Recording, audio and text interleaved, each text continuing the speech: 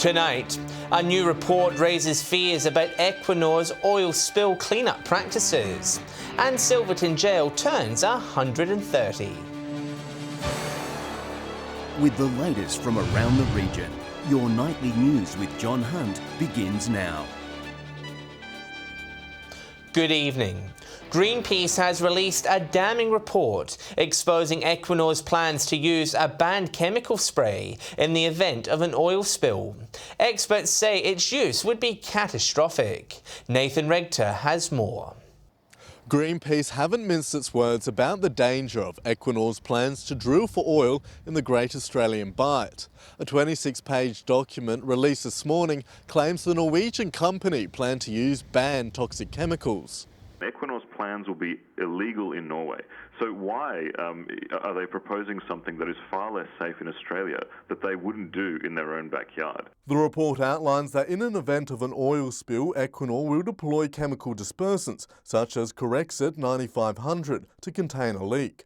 That chemical was banned in Australia 7 years ago after it was found to be toxic to humans and wildlife. It is possible that whatever the toxic effects are, the dispersant will spread them further, because that's why you're putting in a dispersant. It breaks the oil up into tiny droplets and it travels further. It was shown that the mix of Corexit and oil is much worse than if they're just exposed to the oil. Greenpeace claim a loophole in regulations allows Equinor to use existing stockpiles. If it was too dangerous to be approved and too dangerous for us to bring more of it into the country, there's no reason it should be allowed to be used now. In a statement, Equinor says a disbursement application is a globally recognised practice response and is considered the primary and most effective spill mitigation action. Greenpeace wants the national regulator to ban Equinor's plans, with NOPSEMA set to decide next week whether to approve exploration drilling.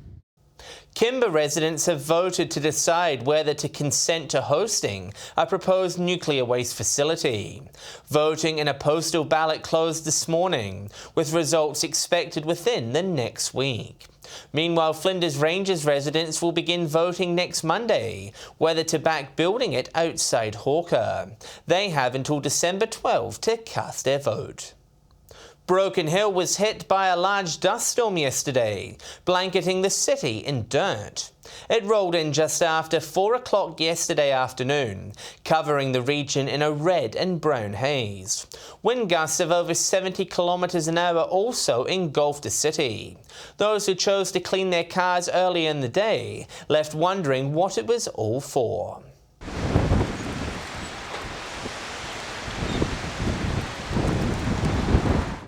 Local police have reminded motorists to drive to the conditions when one hits.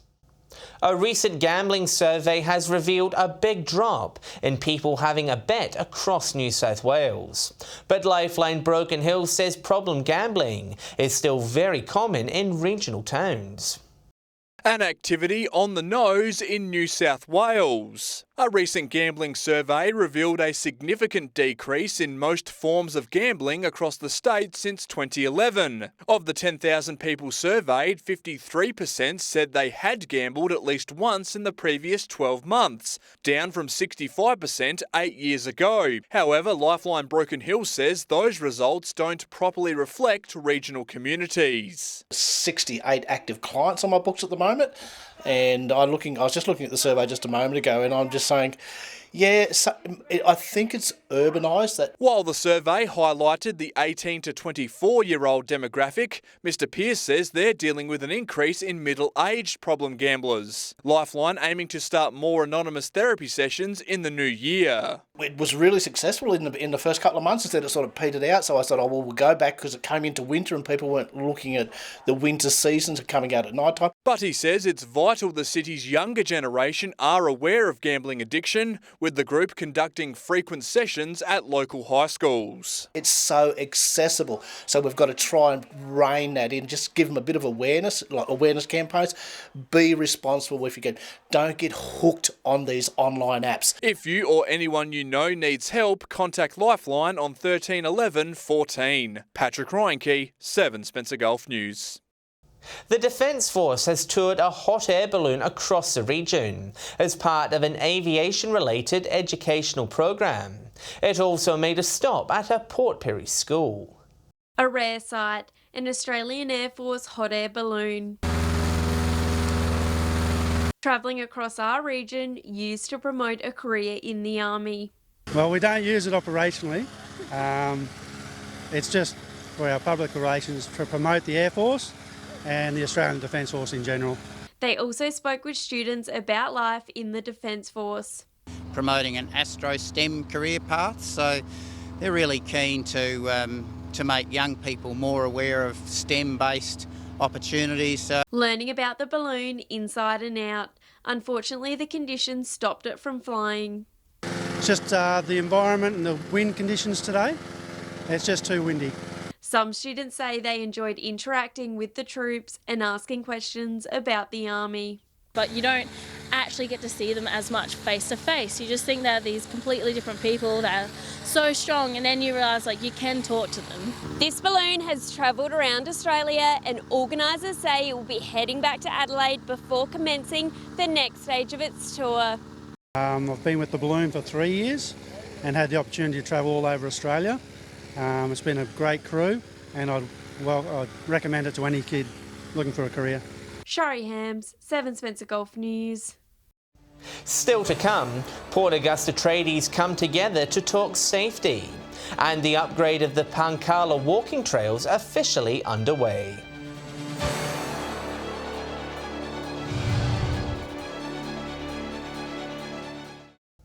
Welcome back. The Access Training Centre has hosted a tradie night in Port Augusta, talking all things safety. The event was also a chance to network with each other. A night for tradie safety. Local businesses and industry organisations coming together to support local plumbing and electrical trades. We'll be getting a bit of information on OC health, work and safety, a bit on training, apprentices, and also just some general information about business as well. Hosting 2 sessions a year, Business Port Augusta says they're an important networking event. Things like this are great because what the community need, or especially the business community, is just networking to get to know other people within business here. Tradies say it offers them a chance to grow and learn from each other. Ask the questions that sometimes you think you need to ask and bounce ideas off of each other. It helps the business community stay local, especially when they're contracting and when they're trying to work together as well. Organisers say they're hoping new partnerships and networks were built. We do talk to each other on a regular basis, but we tend not to see the likes of the OTR and other people that oversee our work on a regular basis, so it's a good chance to talk to them face to face. Laura Milovanovic, 7 Spencer Golf News. The next stage of development for Port Lincoln's popular Pankala walking trail has begun. The $1 million upgrade will include boardwalks, fencing and better footpaths. One of the town's busiest walking trails now set to get a major facelift, with a second stage of upgrades for Port Lincoln's Pankala Trail now underway. So we're actually doing a complete revamp. We're removing all the old structures and repaving all of the surfaces just to give a really good welcome to people walking through that part of town. The development will see new boardwalks, balustrades, fencing and footpaths. This portion of the upgrade that's being currently carried out is around $450,000. The total project value across the 3 stages is approximately $1 million. A large chunk of that from the state government, with $400,000 committed to the Wharf precinct. The upgrade set to provide better safety and access for pedestrians. Particularly with additional truck movements from the closure of the rail, there's quite a risk to pedestrians walking through there. So we're aiming to significantly improve that and make it safer. The trail will be closed in some parts, but council say it won't impede on tourists coming off the cruise ships. So they'll be walking around the construction site, but like I said, at the end of January that will be completed, and then there'll be access as usual. Local building company Kim Clark Constructions were awarded the project and it's expected to be completed next year. Nathan Rector, 7 Spencer Golf News. A local journalist and author have collaborated on a book tackling the issue of suicide. It's based on Police Inspector Jeff Whitford, who passed away in 1981. 38 years on, and Amanda Schultz is educating the community through her new novel. It was like for me growing up as a child, having lost my dad to suicide and trying to help others to understand what that impact has on those that they leave behind. The book is co-authored with a local journalist who investigated the death of Jeff Whitford. And Greg actually covered the story of Dad being a missing police inspector right back then. I've always had an interest in it because I felt that there was something not quite right about the circumstances. Her father's old friends and colleagues were interviewed, with both authors learning something new. A fairly bright, happy kind of guy, and it seemed such a shock that he would take his life. So yes, we've found out a lot more. Port Pirie's local bookshop is supportive of the authors. But every now and again you get a little diamond like this that, you know, is really important and you know, it's just wonderful for us to be able to stock books like that. I think that I've helped others to understand the impact on those that they potentially leave behind if they were to make that choice. And I also got to meet my dad. Amanda will also be hosting a mental health talk in Whyalla this weekend. If you or someone you know needs help, contact Lifeline on 13 11 14. Shari Hams, 7 Spencer Gulf News.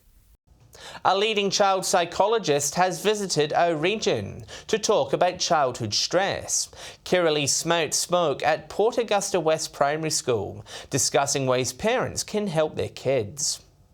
Parents in Port Augusta gaining knowledge about child stress and anxiety. Kimberley Smout says parents should be the first line of help. We know if parents can help children at an early stage, then those children will be able to cope better and have well-balanced lives. She spoke at a seminar in Port Augusta West Primary as part of a local parents' initiative. I think anxiety is really common in young children, and parents are always desperate to know how they can support their children. Getting children slowing down a key to reducing their stress. They can teach their children skills on how to slow down their breathing and relax their muscles. A new online program was unveiled for families, helping overcome the lack of resources in regional communities. It's a short-term project just to support families in regional South Australia who really need that extra help. They'll be able to talk to 6 child psychologists and get a response within 48 hours. Able to have advice straight from those kind of people is just fantastic, and in the region we just don't get that opportunity. The program can be found at calmkidscentral.com. Laura Milovanovic, 7 Spencer Gulf News. Stay with us after the break. Silverton Jail to celebrate a special birthday. And we'll have the weather details with Britt.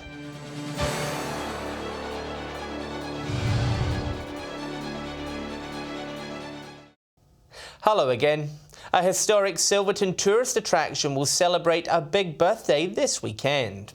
The Silverton Jail turns 130 on Sunday, with locals invited to get behind the bars.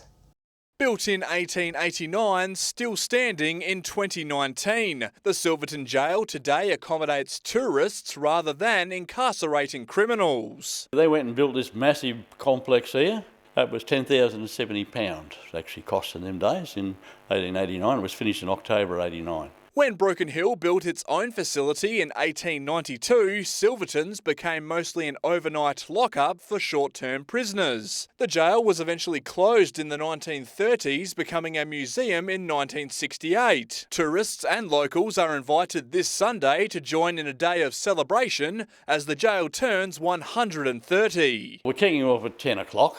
And then we're going through till 2, roughly around 2.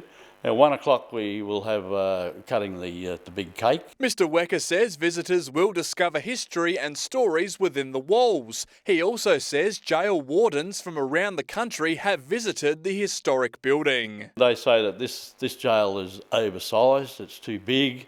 They lived in a lap of luxury here and they wouldn't have minded being locked up here. Patrick Reinke, 7 Spencer Gulf News. Time for a look now at what's biting in the Gulf this week. Here's our fishing experts with their tips. G'day and welcome to this week's fishing tips from Port Augusta, Jewel North. Well, there's still a few kingfish around, but they're a little bit more spasmodic than what they have been. Some people have been trying to use salmon for live bait there and been doing quite well as well. Summer species are back in at the moment. Silver whiting, try the big low tides over in the Flinders Channel during the middle of the day. and also crabs basically anywhere at the moment. Just give about 10 minutes before you have your first pull up in the net and you're sure to get a feed. They're quite big and full of meat, and there are also some snook around the leady spit stick. That's all we have from the Jewel of the North. Welcome to another week around the Gulf Fishing Tips from Port Pirie. This is a crossover season. Remember, we're starting to get some cool weather just coming this week, and we need to see some last catches of King George whiting. So my tip is, if you go down to Woods Point, you should be able to catch a few. Over to the Eastern Shoals, still maybe a good opportunity, but even not, Barrows Beach on the Berryweed, you should be able to get yourself the last catch of King George whiting. While you're there, the yellowfin are starting to come round and all that sort of stuff. And don't forget, salmon trout. We've seen a few of those still floating around the place, so anywhere off the beaches, try those and see what you can do. G'day and welcome to Fishing Tips in Port Lincoln. Locally in the bay, there have been a few squid over the past week, so hopefully they are starting to pick up. And there have been some nice snook around as well, up along the North Shore and down into the Proper Bay. There have been some yellowfin whiting up along the beach near North Shields. Up at Tumby Bay, out at the group, there's been some nice whiting caught and also some nice sized snook. And over the far west coast, there have been more reports of mulloway, mixed sizes, along with a few gummy sharks. Well, that's it for this week. We'll see you again with more fishing tips next week. To the weather, and showers tomorrow look set to clear in time for the weekend. Here's Britt with the details.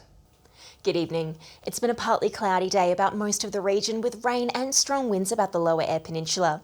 Port Augusta reached 27 today, Broken Hill 26, Whyalla 25, Port Pirie 24, Adelaide 19, Port Lincoln 16. Looking at today's skies with a strong front causing showers to develop about the south. Moving along to tomorrow on the Gulf waters, westerly winds tending southwesterly at 20 to 30 knots with seas at 2.5 metres. Showers forecast for most of the region tomorrow with strong winds continuing about the lower Eyre Peninsula. Port Augusta and Broken Hill both remaining dry with tops of 20. Port Pirie also 20 with morning showers. Whyalla, Woodner and Kadina all 19. Corn and Adelaide 18 degrees. Cleve 17. Port Lincoln and Clare 15. Coffin Bay 14. Looking to the weekend, partly cloudy days ahead at Port Lincoln, warming up again as we head into next week. Cleve and Woodner both looking fine on Saturday with sunny conditions forecast for Sunday and Monday. A partly cloudy weekend for Whyalla and Kadina, looking hot and sunny into the new week. Port Augusta fine on Saturday, sunny Sunday and Monday. A partly cloudy day on Saturday for Port Pirie, sunny conditions on Sunday and Monday.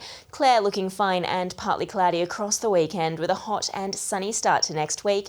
Broken Hill with a bright and sunny weekend. So John, it looks like we're getting another taste of winter tomorrow, but I'm looking forward to the summery conditions next week. Thanks, Britt. And that's the local news this Thursday evening. Thanks so much for joining us. I'll have some updates later, but until then, enjoy your evening here on 7. On behalf of the team, it's good night.